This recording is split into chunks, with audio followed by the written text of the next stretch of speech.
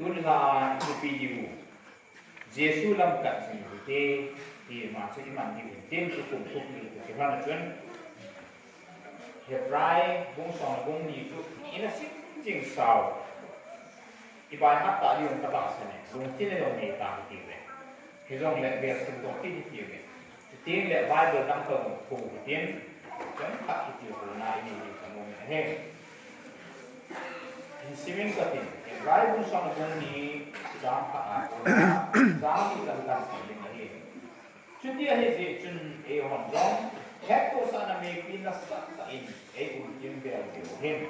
e nó phát sắc dấu siêu lệ itu wa kai vin chọn sen này phải tạo tin e mà sang wa chỉ hai tiệm nào lắm phi ahin thu ha tại hai đi chủ đề ita sang su chang kim lệ lắp kai pi ku pe Jesu Lam cắt đi ama sang a thano na ông gì chun zoom le za mai mo na sa loin him pe ge je atu rum ke yen pakhin lo ko na ji lama atu ta he je chun ha gaw lama na le wa da ha da lo na dingon John Shon Amadon a ni ka na thu asayo thu ru ke thu ru pa chu ge run na mo John sit do na in ke sang so le na pang ka wi pakhin tin pa he bu na Jesu Lam cắt Jingun thì ba he iseng mo ma he tu ni la he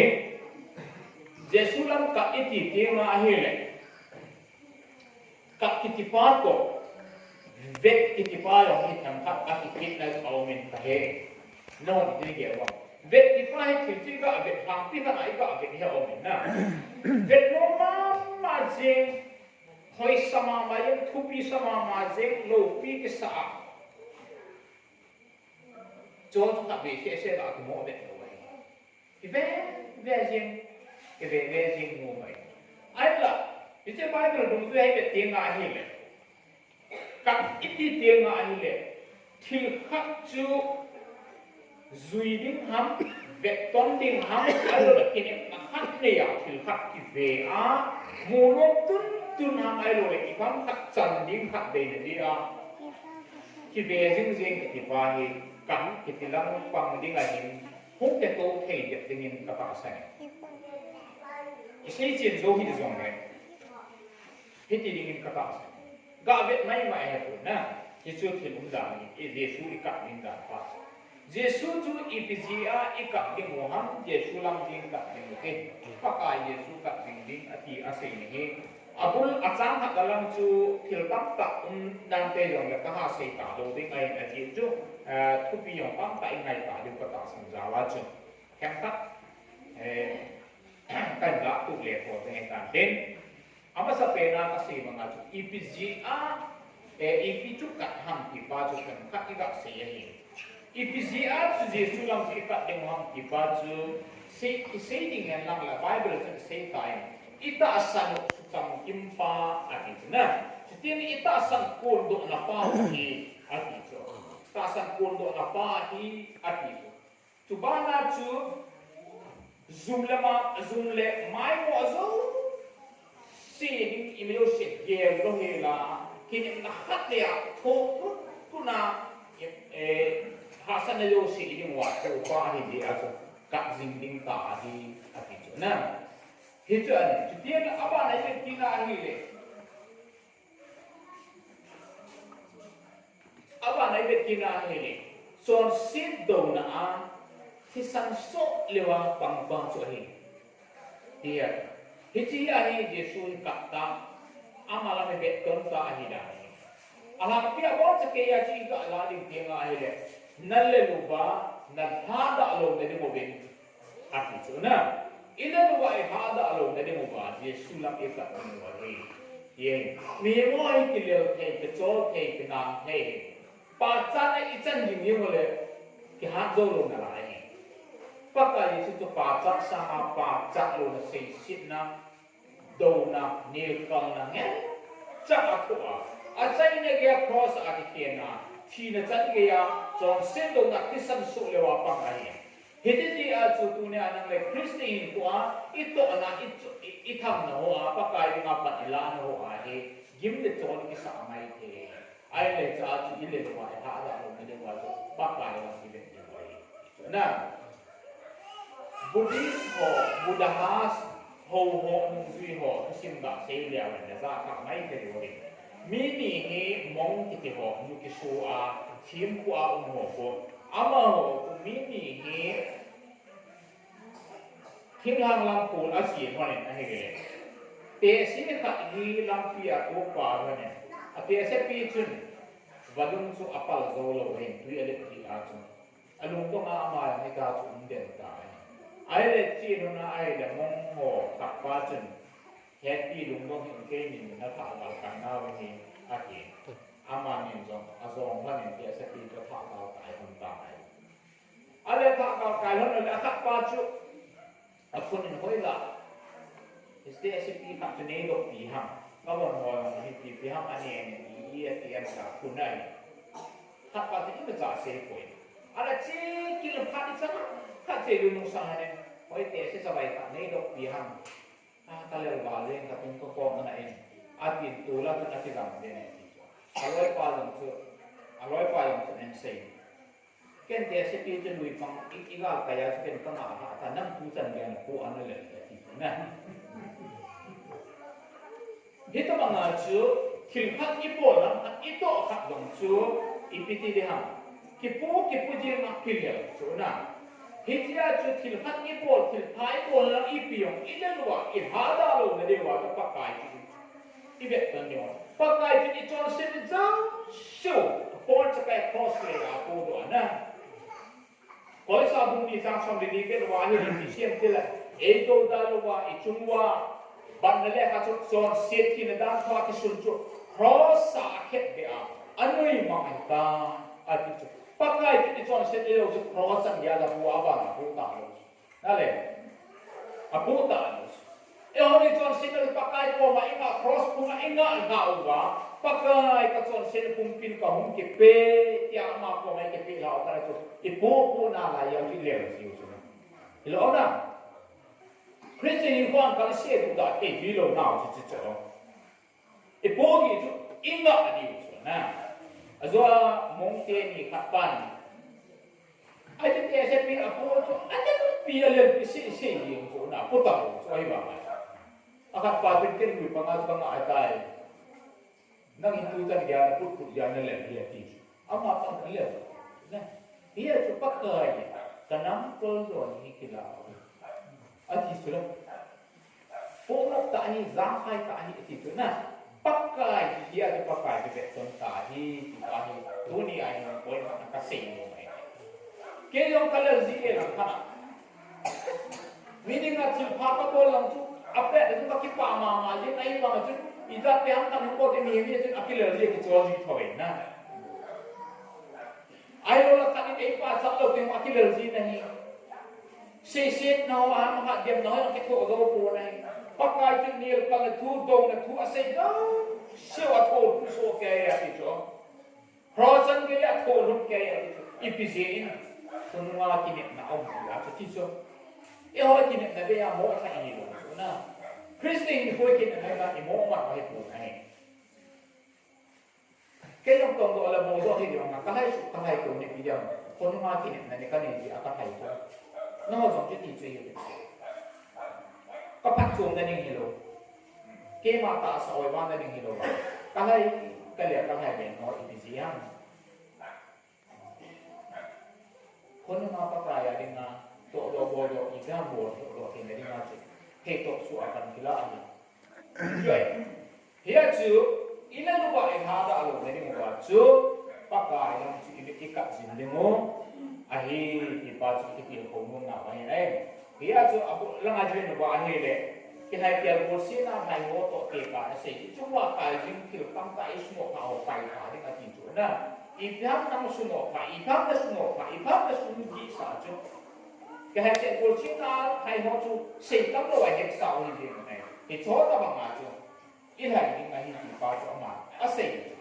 Ia cuaca shit kira kira boleh tahu sebab kontak hiwe.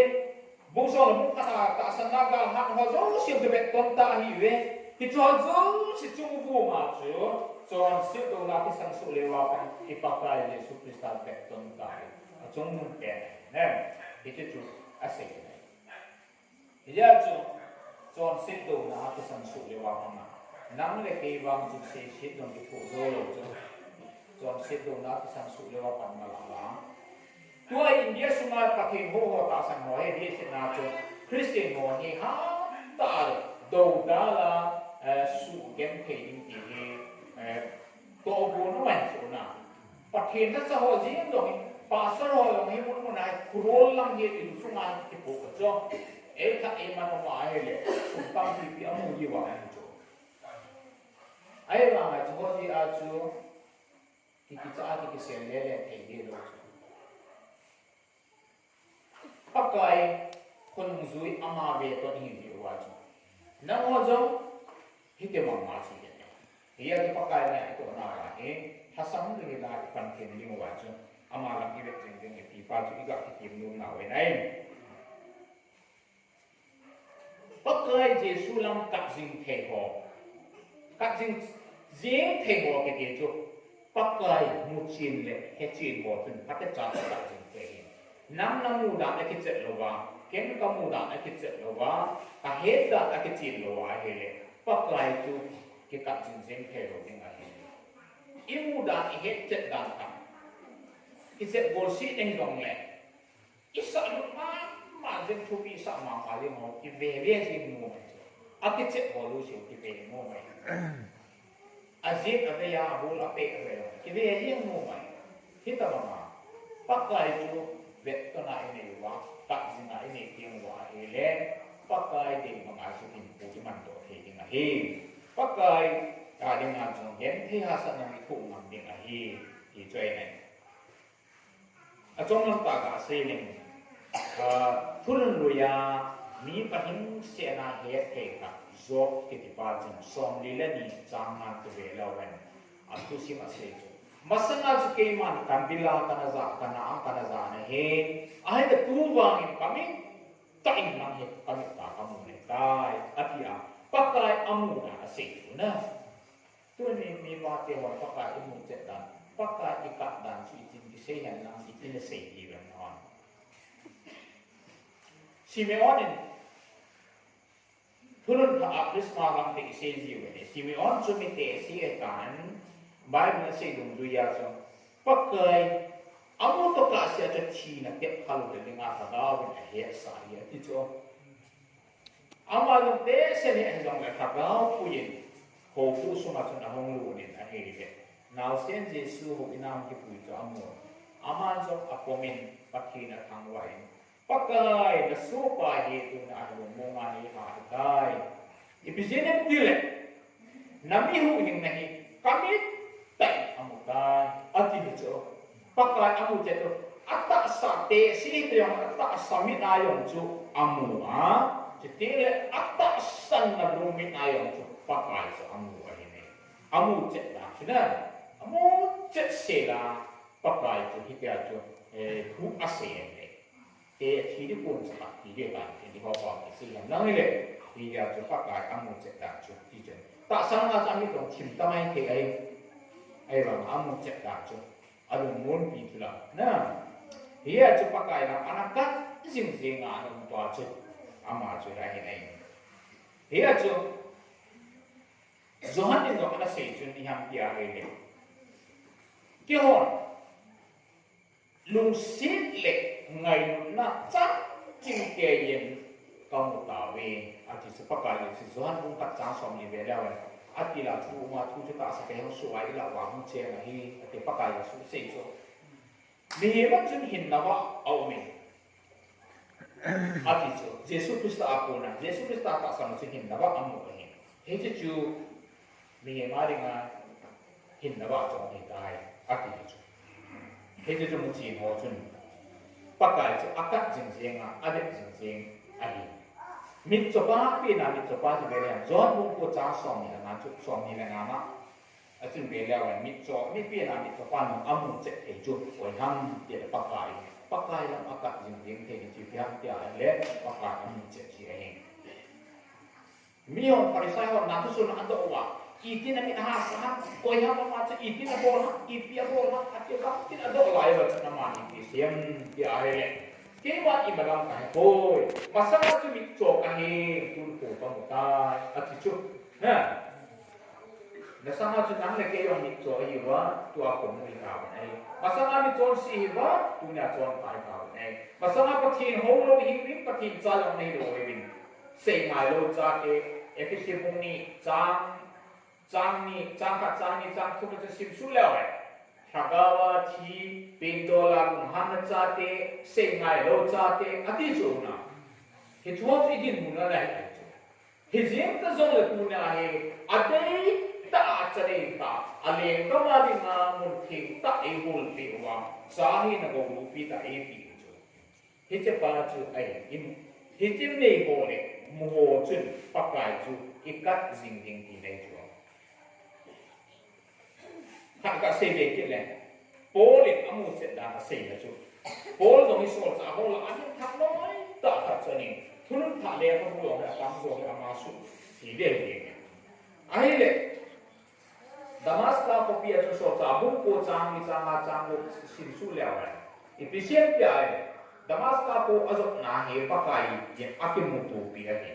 akimu tu pia chu ba in a ko tu la set tu ye na ti to bai le ta se ni na ai chu pa ka I bi bol I ni ko na ko ni hi ti na bo si Jesu chu ka hi ati ni ai le pa na chu bol chu anan zo bol hi ta lo ya to kilan pi zo hi ta lo su tang zo hi ta lo ya to bol ama na ma ki salen da ya pa mi pa wa ama na ma ki pe pe ji ma na pa ka I pi ne bo sa ni ma I pi bol ni ma ne ti ya ati ji ka pa kai amu che he che pa na he ja chu Philippi mong thum na jo atu si ma se ta chu ke ma he rai mi ni ge ya ti che kitan Benjamin punga mi dan tu anu na be su hil me lo pa tu na dan zo kim no na be pa ati zo ai ba Jesu Krista a chon phanna kya ko na da ko chon phan ne do pa chu hilo be pathina ko na Jesu Krista ta sanda chon phanna pa chu kane ta ji chun ke ma a ko na hi do chon phan no chu e bangin ka ye ati su na mi ni da pa pakai lam tak sing wala mu chin kon ama la ma ki mu chi nei chu na ke he chi nei chu he ya chu pakai lam ikat lai si a chu e ho lo ki ni chet ni I ke he chet ni I testament ni lo ki chi ni chu na tu ni pakai ni mu chet da mi no mi pa ti ho nga bu lam le wa pakai lam I tin ka na pakai lam chu I tin mu chet ham ki ho I ki do ni bu le wa I ti sing ni be te si ti ko ho la testament ni ki chi ta pakai mu chet da se chu na lo mo pi da se chu la hang do na se chu mit chu na se chu ki chu chu ve le wa I he chet ni ka ta ai le pakai lam mu chin ho chun sit na chu ha na zo ke ni na pakai lam ka chin ho chun piniem sa ni ko en nei ni mai me ka mu chang ki ne ve na rom mu so na ni cha so na ku ve na mi sit na sit na ki sit na chu pa na jo zo ve mi du si mi ve na a pa chu bo go ma sa ve ti na sang som ni le hat mi na ai le sit na ki jo sa ve sit chu pa na jo zo ve ti chu ve na ai le hi chu bai bu chang I bai ha na I sit le no ma no chu na I chu ma chi pa bo lo tu pa na zo zo ke ve na chu ma ti pa bo bo chu ama ho ba ba nga ti pa na le zo ve ke ma ka zo lo ai zo bo chu ki zo lo ba e bo si e sam si I me ma kha pa na zo ding ti til bai ni do na til no ki na sai lo ai ba ma pa kai ai the lo ding bo na I so le poi ai the ni chu na ai the ni ai on si a chu e bo le tu je mo ni ti helam le na zo di ve sin na tu hi mo bin ti pa to sin na ma tu jing jing ti to lo ta ti ho ya ka le ve anu zo le ho lo to bai zo le ga ni ge lo ve le pi tu ni kham je ro bin sing ka ta kham na ti han la le pi tu ni kham hi be ka ti pa ho yo bai de hiện đi nói là thằng đi về rồi mình không đi còn nào về làm không thì việc này tiêu cái quả đó giảm không ăn đây một thì nó có làm cái chỗ dâu dài chẳng nào thì ông tìm trong nghị viện đó là đây một gì ta đấy ấy ông chỉ ta đấy không hiểu thì lại bỏ ra cái trái gì mà bỏ về đi bắt cái ấy thu bị hồi là bày đó dùng xịt chỗ nào bây giờ xin là chú xin là em thủ hiểu mình thì để thủ ra đấy bỏ về cũng tao xin là thủ đi là cái gen thế đi chỗ bồi ra thủ dấu nghị viện tao ấy bộ hạt nó bộ thủ đi tham hàng dấu buồn tiên đi phá bằng tôi phát hiện phát đạt mấy na cái được ra mấy cái này biết tôi cái này phát hiện thắng loại bà chết rồi tôi phát hiện cái điều thật yêu tiền năm này ta rồi là gì nè phát hiện phá chỗ phát hiện cái phá cái trái bồ đề thì cầm nào hết tiền cả chứ hết chưa xin để chụp phản nào rồi nên kia cái nàyเขาสุนทรasin khai yang kaya yang kaya pun hua gari zan tiang le gari to ron ni ya de me va ko in ko zang tua he le ko bu yo sang tin yo ta zo ni su ni ma he le tiang ko le ki mu the chu na tiang ko tu tiang ko le ha ila ma ka gen the ni tu ai mà ít cả sụn niệm mà lại còn phải sụn niệm gì để tạo ai mình như này anh chỉ niệm sẵn những các con người là vô gì nè ý là bác đang ví dụ tủ tiếng lệ như qua tiếng hỏi một tuyên hồi nên tôi là đang nhỏ từ nó chấm con như là cái giờ tôi nó bây giờ bây giờ sạp tủ những chuyện bác tài làm việc thì họ chân kỷ niệm sạp phá dòng hèn tiến nè phá sát cụ đàn dòng hèn tiến khi tôi đàn dòng hèn tiến xin nói dòng chú phạt nào rồi đàn hèn tiến xin là chú ít bộ đà bề ai ít thụ đà bề ai là phạt nào giống kinh riêng này làm khá xin nhưng mà có bài làm tạo bằng thì này thì là bài chuyện địa buồn phát gai cái cụ thì này vào rồi những chuyện địa buồn tiền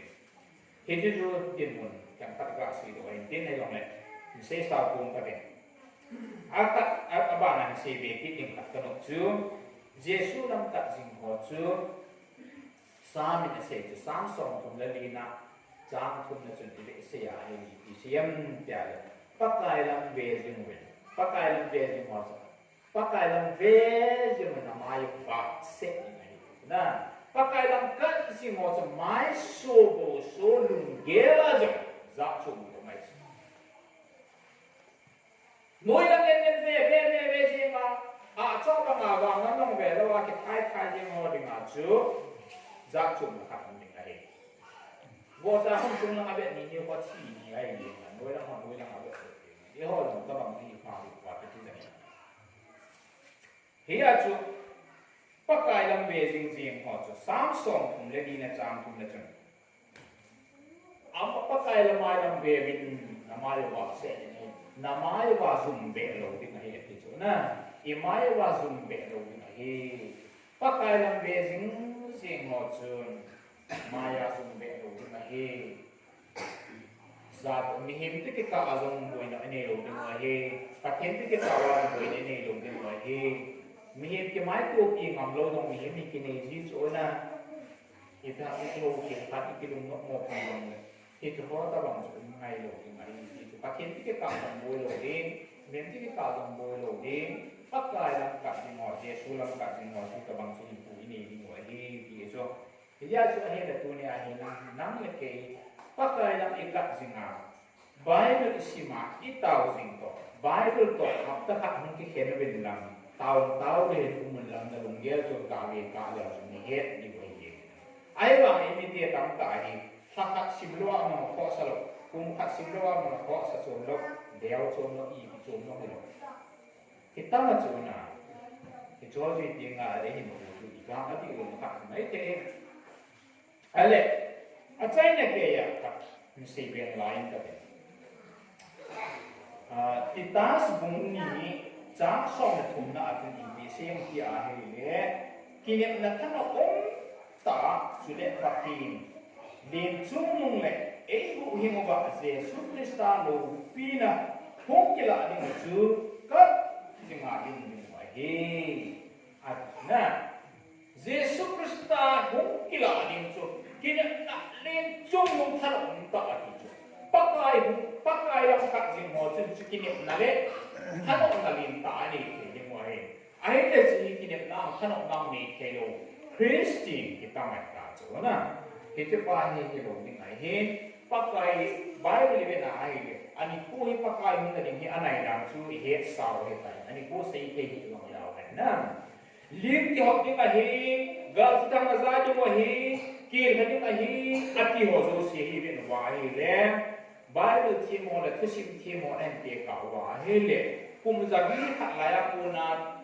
kum za bi song ni ning la ho si si to song ni chung la na ti su he ate ka le chom za ka pha chom cha ya ma ti ti kam zo le ta cái đồ cứ tham dò những kiểu na đồ chắc là phải thế cho ấy cả ai thì nếu nó không làm tiếng qua cái không tiếng cho lấy ta bằng xuôi đi nghe tiểu hồ thì cho ai cái xây hồ cho tụi cái bằng cả lầu hầm na thì cái ngạo này cả này thế trên qua cái không thể này ta thì ba rồi thì dễ chuẩn cái này là loại khá đã rồi là cái mồm sẽ rồi ít tâm là những sẽ rồi cái phát xuống là những sẽ rồi phát cái chân là những sẽ rồi rồi pakai mungkin di kehidupan aja, pakai jenang yang dikirim nana ya akhirnya nang singing nak singing pacu, pakai native kona, Bible native kona, nah kemudian Phaijol ECA mite ho, mite ho, pakai yang kirim nana ta, kat singing, pacinin naho pinjin nahala, pakai lagi kat singwal ibo di tu ha, kunti sengai pun pun mana tu pun thanong tai bo si bo ni boin kai thanong tai bo bai bo sum ni tau di le pakai kinan kin man cha di pa sa me nai na ye chen pakai lam ka sin ki bin ile wa ai tha da lo ni ngo be pakai kun ke la ni ku sa ai ka ni chen amalam ka singin Christian ko ma ta ni be ne le sa bo na o te in chen lo sen bo nai ki be sin le chen ka ti bo lo ke lo he It's also was in the way pakai kat jing pokok mute. Nah, it's also shika boleh tiwa rabal le buat di mana tu pakai lam kat mo ni kampoi. Pakai lam kat jing pumin boleh dia. Tak salah nak tahu kesih mengenai kerana saya jijik. Jik lebih anak itu jik lebih yang isi ikan isi meeting kebangsa nak cek ina ho met aha ho guna ahai do bang aja Kristen ku yang tak sana kawan itu dia lai kau sia juga itu mau apa pakai ikat sing dia mai itu ju pun hari ngai itu bong nau inte ini song pun nang muling detan song ni dia mau tan but henin punya itu dia bong na wa isi do sekil sewa tu am na ngai do intin kat chumpi the yo si ni chan dia wa dengan pakai bu pitau kan